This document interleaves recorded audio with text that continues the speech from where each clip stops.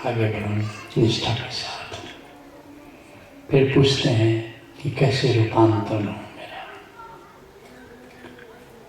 जीवन जीने का दो तरीका है, एक मनमुखी होके जीना, एक गुरुमुख होके जीना।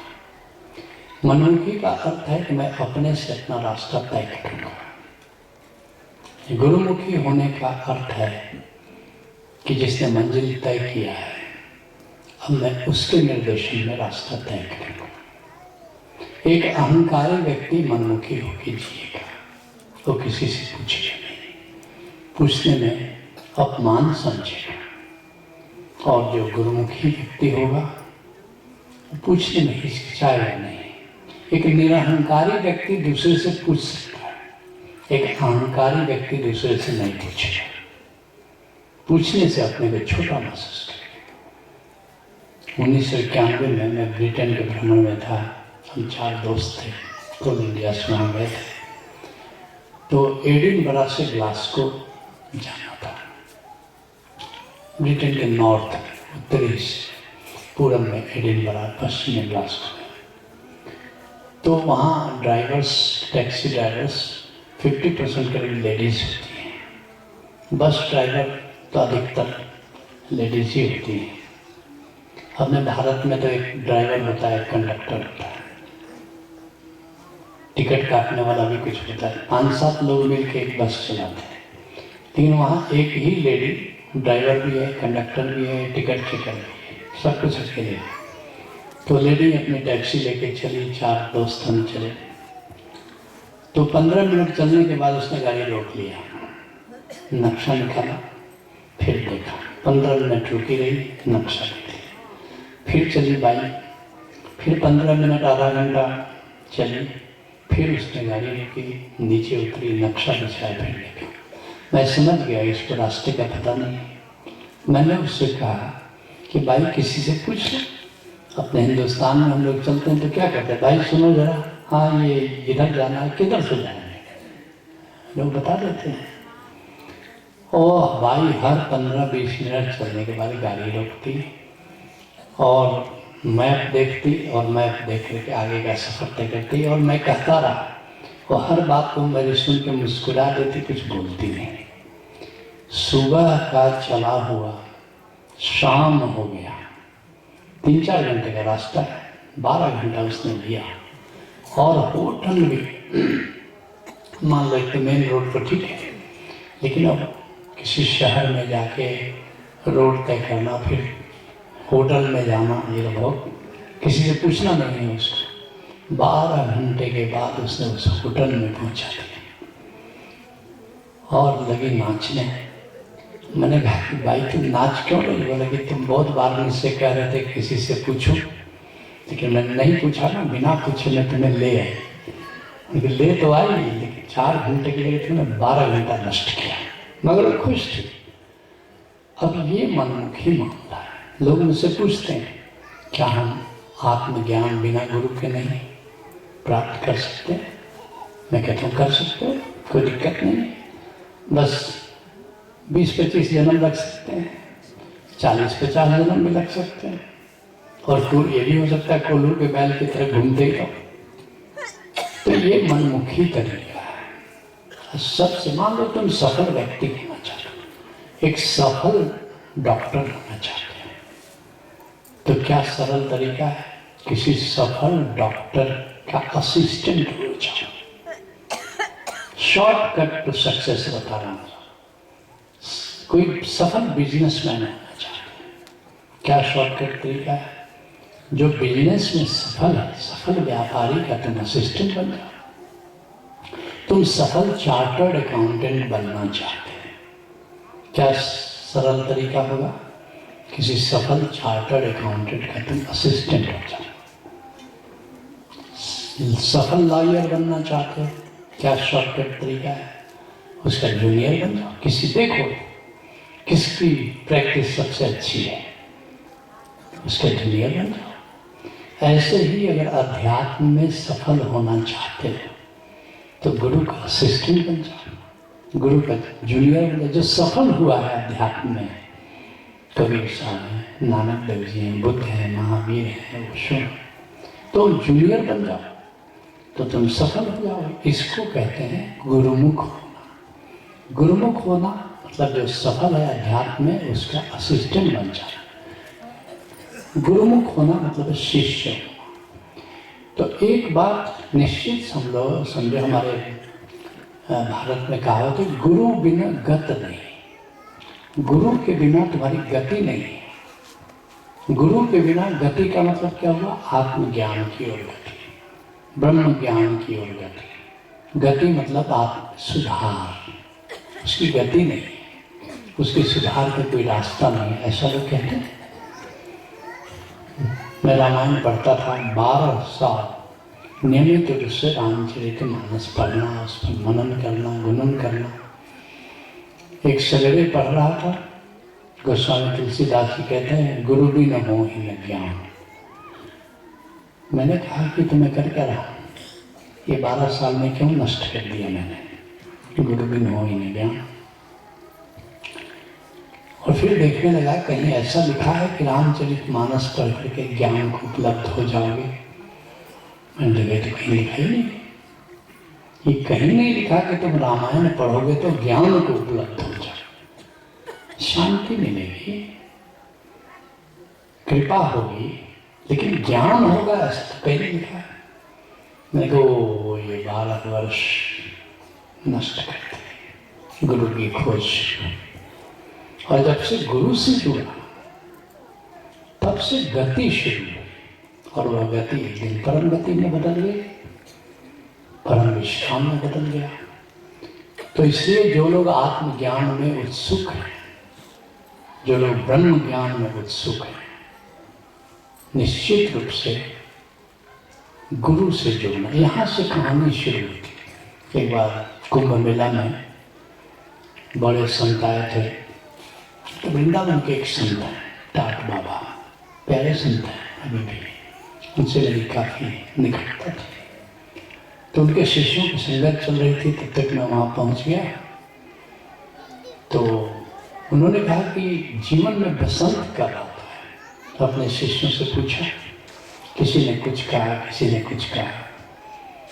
तो अंत में उन्होंने घोषणा कर दी बिना मेरे पूछे कि ओशो के एक शिष्य यहाँ बैठे हुए हैं सिद्धार्थ, तो मैं उनको बुलाता हूँ, उनसे पूछता हूँ कि जीवन में बसंत कब आता है।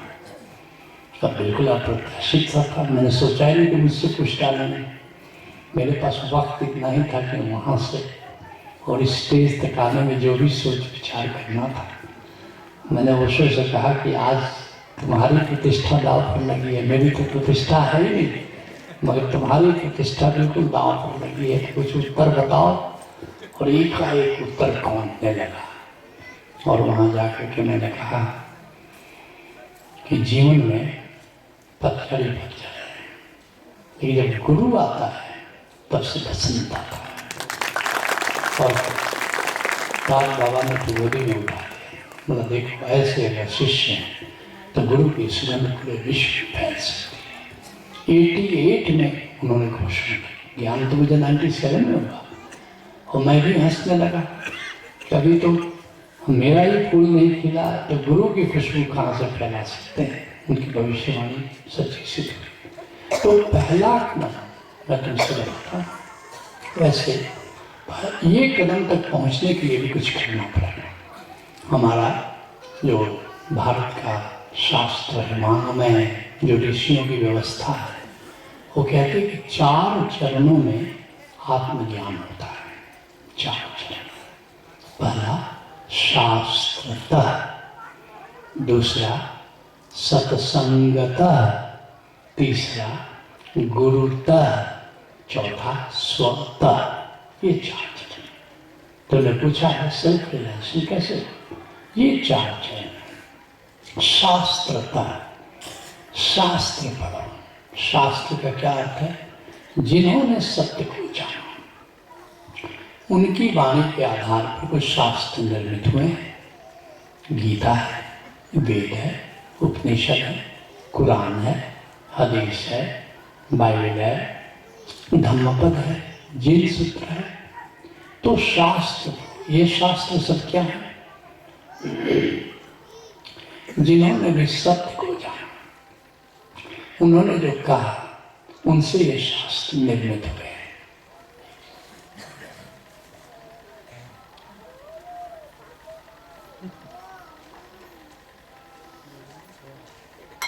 शास्त्र पढ़ने से क्या होगा?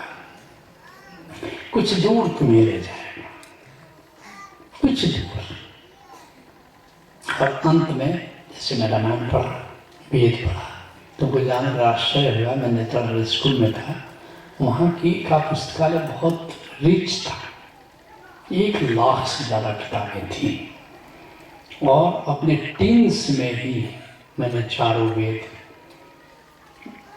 18 पुराण, करीब 108 उपनिषद, भागवती कथा 108 खंड, महाभारत, रामायण, ये सब मैं जब तक वहाँ से निकला 18 साल में, तब तक मैं पढ़ चुका।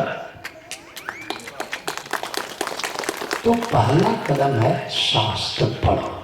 शास्त्र क्या करेगा? प्यास पैदा करेगा, सत्य की प्यास, आत्मज्ञान की प्यास। वो पानी नहीं देगा, शास्त्र से पानी नहीं देगा। तुमने पढ़ा कि पानी कहाँ मिलेगा, प्यास बुझ गई? नहीं बुझी। प्यास लेकिन पैदा हुई। ध्रुव ने जाना, प्रहलाद ने जाना, और शास्त्र तो भरे पड़े हैं तपस्या। ध्रुव ने तपस्या की, प्रहलाद ने तपस्या की। मुझे लगा कि मुझे भी हिमालय जाना चाहिए, घनघोर तपस्या करनी चाहिए। अब शास्त्र पढ़ के तो यही निष्कर्ष निकालोगे और तुम फिसल गए, तुम गलत जगह चले गए। शास्त्र पढ़ करके तुम रास्ता नहीं तय कर सकते। नहीं तो उस महिला जैसा, महिला ड्राइवर जैसा, वो 12 घंटे में शास्त्र पढ़ रही है और वहाँ पहुँच गई, तो पहुँच भी गई। बाहर का रास्ता था, पढ़ करके उसने तय भी कर लिया। जो अंदर का रास्ता, वहाँ पर कोई नक्शा ही नहीं है, वहाँ कोई मील का पत्थर ही नहीं है, वहाँ कोई निर्देशिका पत्र नहीं है। तो कैसे शास्त्र पढ़ करके जाओगे? और शास्त्र पढ़ करके तुम समझोगे क्या? समझोगे तो अपने मन से ना। कृष्ण कह रहे हैं अपने अनुभव से, तुम समझोगे अपनी बुद्धि से, तो फिर क्या समझोगे? अब देखो कैसा अनर्थ हुआ। भगवान कृष्ण ने अर्जुन से कहा, हे अर्जुन, नासिकाग्र पर ध्यान कर। कितने लोगों ने सुना है कृष्ण की इस बात को? वहाँ बताओ जरा। कई लोगों ने सुना। कितने लोगों ने नासिकाग्र पर ध्यान करने की कोशिश की है? कुछ लोगों ने किया भी। कुछ हुआ क्या? कुछ नहीं हुआ। अब नाक के अग्रभाग पर देखो तो ध्यान लगेगा? नहीं ध्यान लगेगा। आंखें ऐसी कानी जगह हो जाए। एक लोकनाथ ब्रह्मचारी थे बंगाल के। कितने लोग बंगाली हैं यहाँ? लोकनाथ नाम सुना है? कितने लोगों ने लोकनाथ ब्रह्मचारी? कई लोगों ने सुना। अब लोकनाथ ब्रह्मचारी को किसी ने कहा कि अरे नाक का अग्रभाग ये नहीं है, नाक जहाँ से शुरू होती है वहाँ अग्रभाग है। अब लोकनाथ ब्रह्मचारी ने देखना शुरू। अब आत्मज्ञान तो नहीं हुआ, ध्यान तो नहीं लगा, कि आंखें डरावनी हुई। बंगाल की माएँ लोकनाथ ब्रह्मचारी का फोटो दिखा के बच्चों को चुप कराती। चुप देख। बच्चा जैसे ही लोकनाथ ब्रह्मचारी की आँख देखा एकदम सहन करके, तो लोकनाथ ब्रह्मचारी की आंखों का ये उपयोग बंगाल में आज तक होता है। कोई बच्चा ज़्यादा टेटे करता है तो दे, ये देख, इन्हीं को दे देंगे। बच्चा बिल्कुल शांत हो जाता है। लोकनाथ ब्रह्मचारी ने को बाद में आत्मज्ञान हुआ। उन्होंने कहा ये काम मत करना तुम लोग। मैंने अपनी आँखें नष्ट कर। युक्तेश्वर गिरी स्वामी योगानंद के गुरु, लाही महाशय के शिष्य, उनका मैं गीता का भाष्य पढ़ रहा था। जब ये पंक्ति आई तो मैंने देखा युक्तेश्वर गिरी जैसे संत व्याख्या कर रहे थे कि नासिकाग्र आगे नहीं है, नासिकाग्र यहाँ। अब लोकनाथ ब्रह्मचारी नहीं, कितने लोग नासिकाग्र हैं मान रहे हैं। आज मैं अवधूत गीता पढ़ रहा था, दत्तात्रेय का। वो कह रहे हैं कि नासिकाग्र पर ध्यान करने से क्या होगा, कह रहे थे। तो शास्त्र पढ़ करके इंटरप्रिटेशन तो तुम्हारा ही है ना, उसके अनुसार ही तो तुम चलोगे, अपना खेल बर्बाद करोगे। अब ये बात तुमको कौन बताएगा कि नासिका का कृष्ण गलत तो कहने से, कृष्ण तो विष्णु का अवतार है, कृष्ण ने जो कहा है वह सत्य है। लेकिन सत्य को समझाएगा कौन? जो सत्य को जानता है वही तो सत्य को समझाएगा। अब कृष्ण अर्जुन को एक अब श्लोक में कितनी बातें लिखी हुई तो कविता कर रहे हैं, सारी बातें तो नहीं कहोगे, समझाने जो मैं तुमसे इतनी बातें कहता हूँ। काव्य में लिखना होगा तो कितने छंद लिखेंगे, एक 5-10 छंद में पूरी बात कहें। तो इतना जो तुमको मैं समझा रहा हूँ ये सारी बातें क्या कविता में आ सकती है? नहीं आ सकती, कविता के लिमिटेशन। और एक बात व्यास जी ने नहीं लिखा, वो क्या था? आंखें बंद करो अर्जुन। अब व्यास जी ने कहा कि कोई लिखने की बात है, अरे ध्यान हो रहा है तो आंख तो बंद करनी है। बस इतनी सी चूक और हजारों हजारों साल से सारा भारत एक परेशानी में पड़ गया। कह रहे थे अर्जुन आंख बंद करो, व्यास जी को लिखना था कि अर्जुन आंख बंद कर।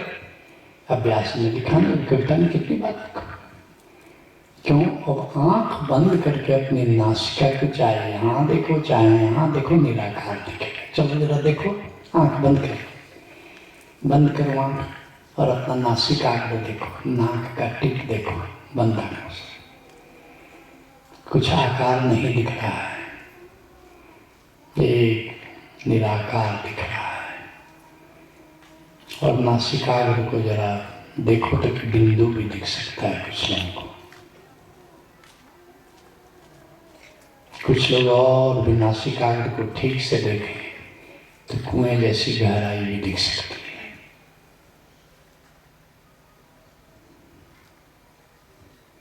इसी को देखते रहना ध्यान है, इस आकाश को, इस निराकार को। जैसे बाहर का आकाश है वैसे अब भीतर का आकाश दिख रहा है। इस भीतर के आकाश के प्रति जागना ध्यान है।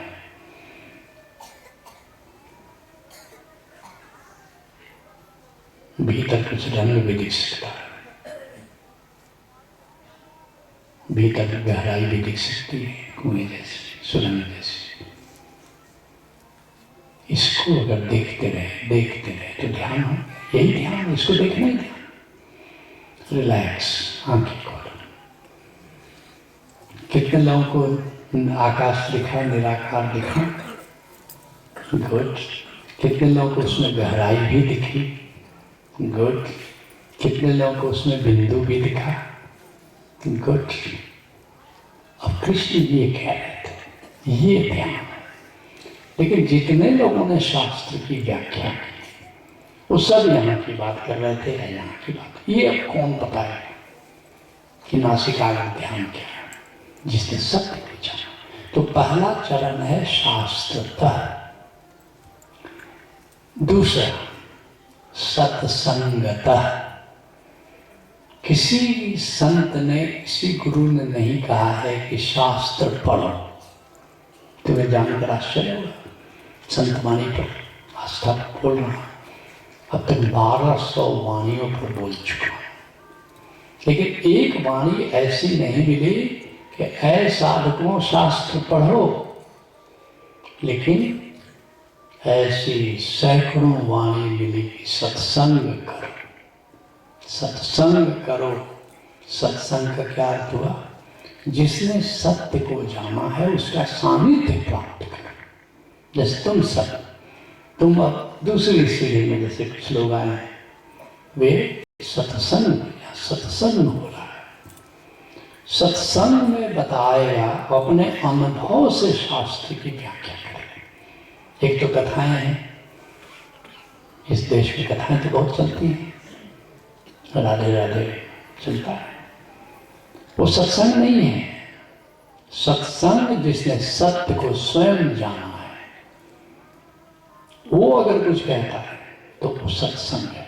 सत्संग के नाम पर तो अधिकतर कुसंग चलता है। सत्संग और कुसंग भी अंतर है। सत्य को जाने बिना तुम जो भी कह रहे हो कुसंग है। सत्य को जान करके तुम जो भी कह रहे हो वो सत्संग है। तो दूसरा चरण है सत्संग। अर्थात सत्य की सुगंध जहाँ दिखे, सत्य को जिसने स्वयं जाना है, जहाँ आग जल रही है, अभी अभी आग जल रही है, नहीं तो राख ही राख है। अधिकतर सत्संग कहते हैं, कबीर साहब कहते हैं कि सत्संग क्या है, जहाँ राम की चर्चा हो रही हो। किस राम की चर्चा चल रही हो? निर्गुण निराकार ब्रह्म राम, ओंकार स्वरूप राम को जिसने जाना है और वह तुम्हें बता रहा है, वो सत्संग।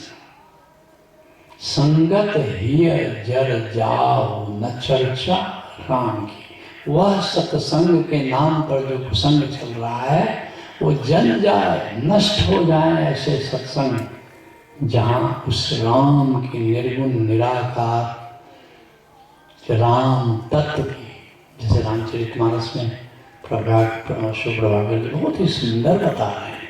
तो स्वामी तुलसीदास जानकार थे, ज्ञानी थे, वे निर्गुण निराकार राम को भी जान रहे थे, लेकिन जनमानस को शिक्षित करने के लिए उन्हें विष्णु के अवतार राम के चरित्र के माध्यम से उस निर्गुण निराकार तत्व का ज्ञान कराने चाहता, लोगों को सुसंस्कृत करना चाहता।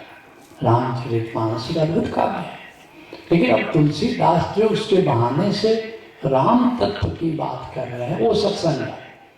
इसलिए रामचरितमानस पर प्रभाकर जी बोल रहे हैं, उस राम तत्व को जानकर बोल रहे हैं, ये सत्संग है।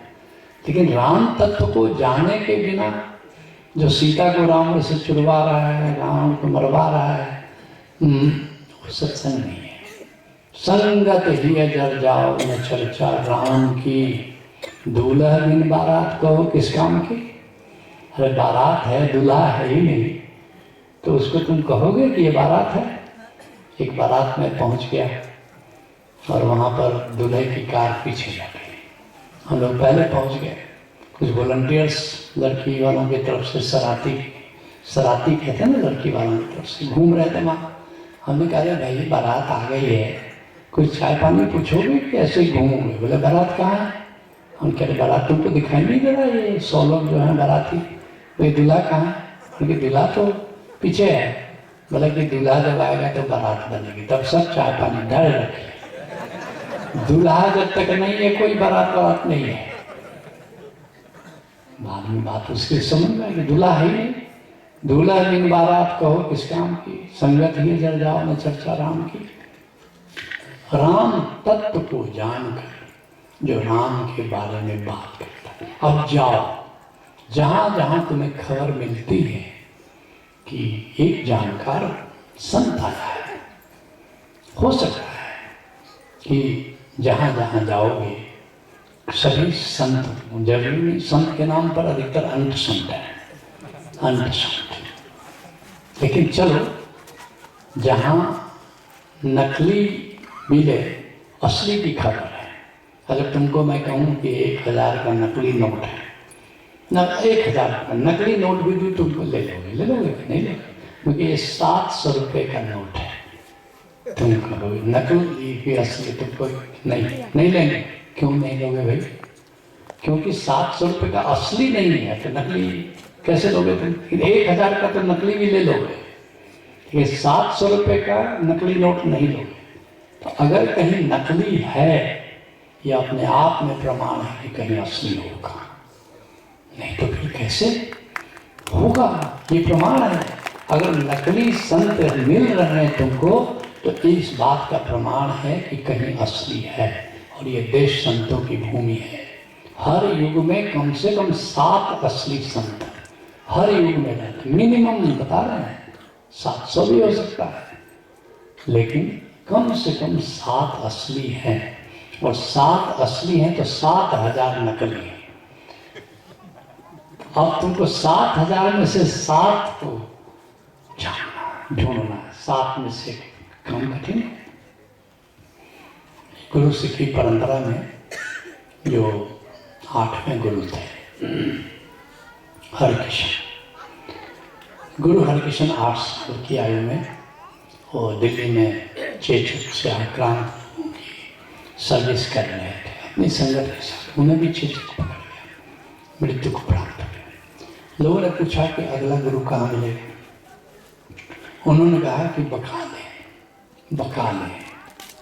ज़्यादा बोल नहीं सकते, शरीर छूटा जा रहा। इस बीच पता चला जैसे ही कि बकाले में अगला गुरु मिलेगा, 22 गुरु बैठ गए। यहाँ तहाँ से कुछ बिहार से पहुँच गए, कुछ बंगाल से पहुँच गए, कुछ हरियाणा से पहुँच गए। सारे देश को लोग, क्योंकि मौका बड़ा अच्छा, और जो जरा तो वेश, किसी ने दाढ़ी बहुत बढ़ा ली, किसी ने जटा बहुत बढ़ा ली। लोग तो प्रभावित होते हैं, देश से प्रभावित होते हैं। हमसे कौन प्रभावित होगा? न जटा है न दाढ़ी है। सामने बनाओ नाक के वेशभूषा बना करके कुछ उपदेश देना, वेद उपनिषद शुरू कर दिया। एक बाखत था, वो जहाज लेके निकला था, जहाज डूबने लगा तो उसने कहा, हे गुरु, अगर जहाज बच गया तो 700 स्वर्ण सर्फियाँ आपको देंगे। जहाज बच गया तो वहाँ से लौटा कि 700 सर्फियाँ लेके गए। चला तो देखा कि वहाँ तो गुरु तो गए। तो लोगों ने ऐसे कहा कि मैंने तो कुछ सर्फी देने की बात की थी। लोगों ने कहा कि गुरु कह गए हैं कि बकाले में एक गुरु मिलेगा, सक्सेस असली। वहां गया तो देखा तो 22 लाइन लगाए। तो असली गुरु कौन है? तो एक के पास गया, सबसे जो ज्यादा जटा बड़ा हुआ था, दाढ़ी बड़े, बोला कि मैंने वादा कर रखा है, संकल्प कर रखा है कि कुछ मुद्रा हम अपने गुरु को देखें। तो आप बैठ जा बेटा, तेरे लिए तो बैठा। सब बातचीत हुई, उस ज्ञान होने की उसने बातें की, यहाँ तपस्या किया, हिमालय में तपस्या किया। तो चलो उन्होंने 1-2 सर्फे उसको दिया, फिर अगले के पास गए। ऐसे 21 गुरुओं के पास तथाकथित हो गया।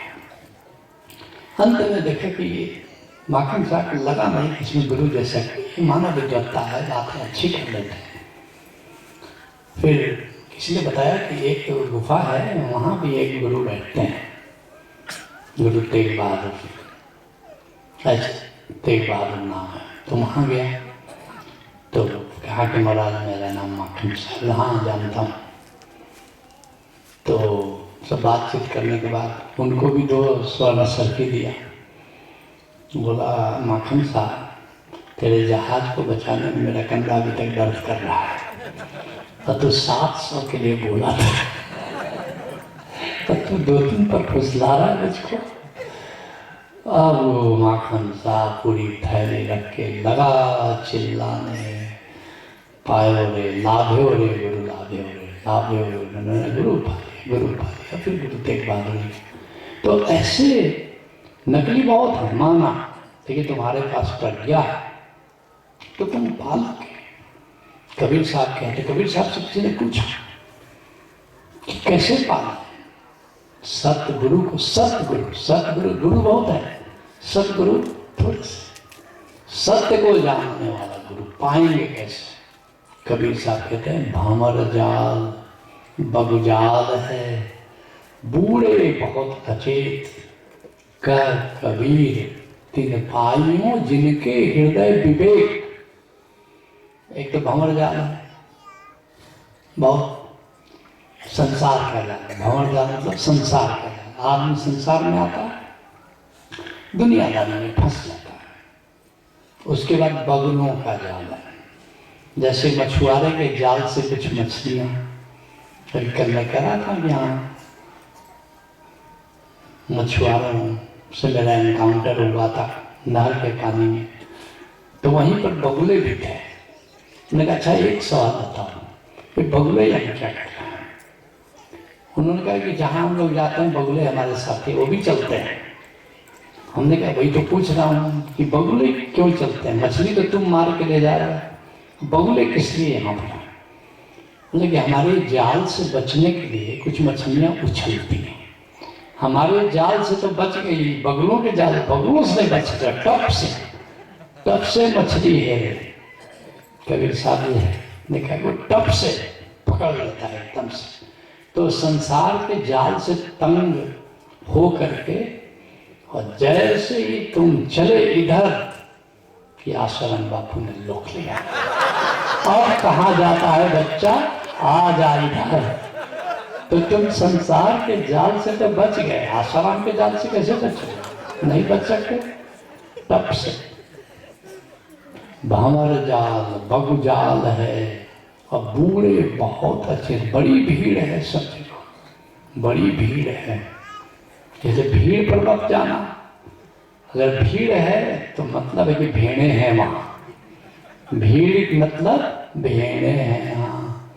कबीर साहब कहते हैं लालन की नहीं बोरियां, लाल जो पत्थर रत्न होता है, अरे चावल की बोरियां होती हैं, लालन की बोरियां होती है कहीं, वो तो छोटे से डब्बे में बंद करके दिखाता है, वैसे सोनार दिखाए, बहुत कीमती चीज, वैसे ऐसे थोड़े हाँ लो लाल ऐसे दिखाता है।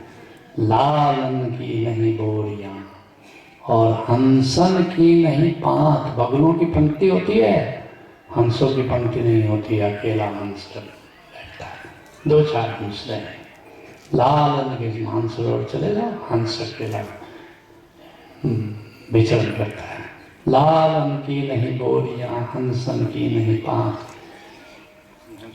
सिंघन के लहरे नहीं, हंसन की नहीं पांत। सिंह कहीं झुंड में रहेगा क्या?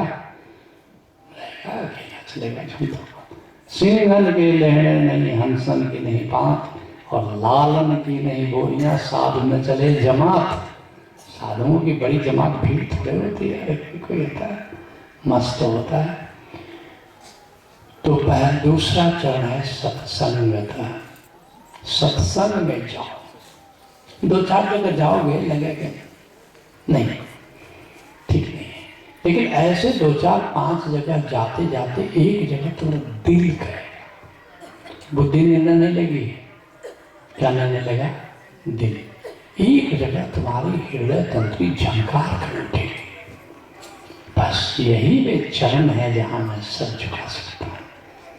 तार बजने लगेगा भीतर, तुम्हारे भीतर प्रेम की घटना शुरू हो जाएगी, हृदय आकर्षित हो जाएगा।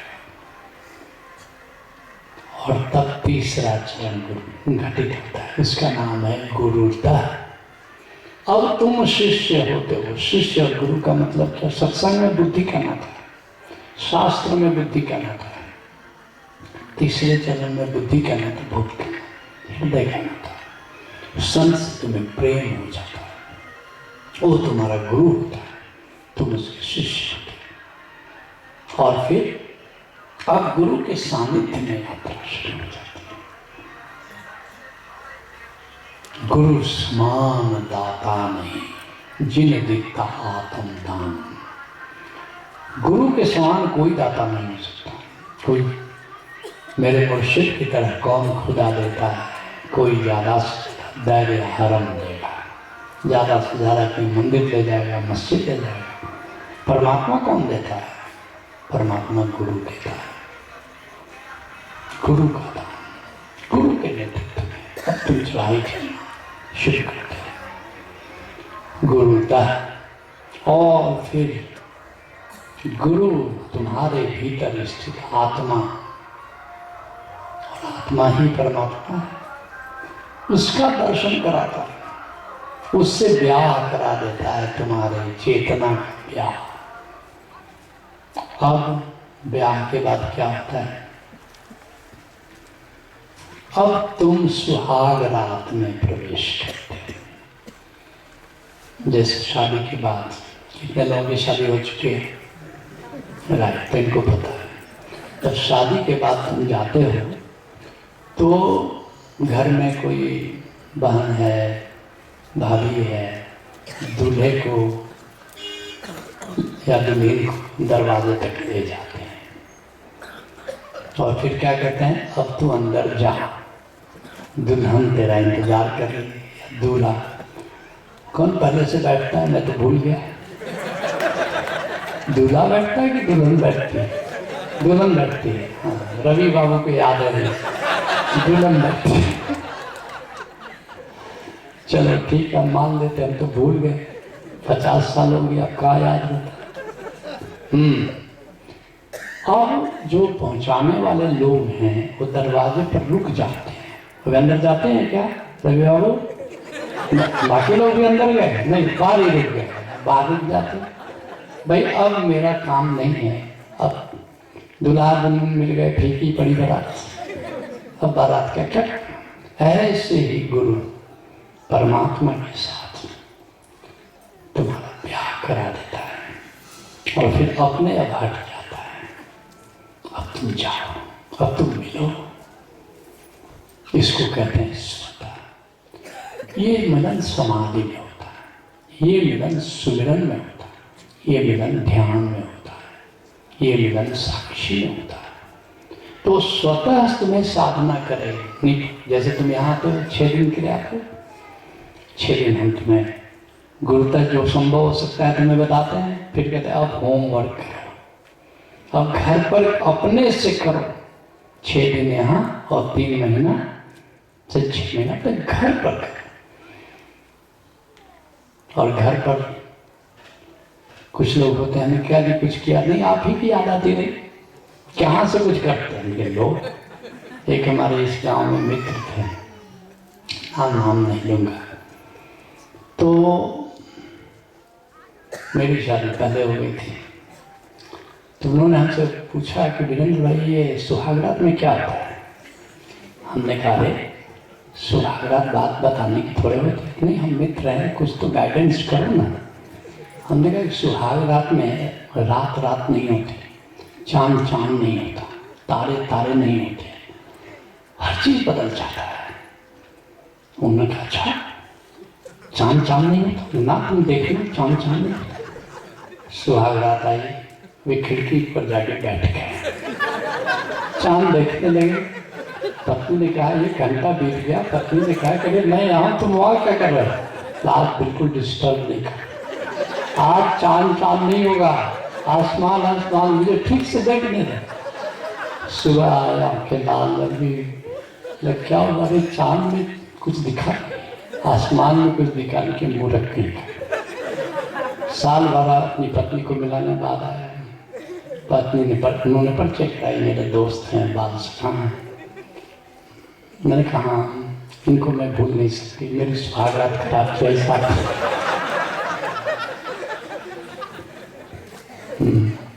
स्वतः ये परमात्मा के साथ सुहागरात है। 4 चरणों में आत्मज्ञान की यात्रा पूरी होती, तब तुम जानते हो देह हूँ मैं नहीं, देह मेरी नहीं। हे जनक जिसने जाना योगी वही, देह से तोड़ो तादात्म्य और देख लो, तुम अभी से सुखी शांत हो मुक्त हो। एको विशुद्ध बोधो हम इति निश्चय बहना प्रज्वालया अज्ञान गहनम वीत शोको सुखी भवा। बोध हूँ मंत्र की आग से जरा अज्ञान का वन सुखी हो सके। उस दिन तुम जनक की तरह, अष्टावक्र की तरह बोलते मैं विशुद्ध बोध हूँ।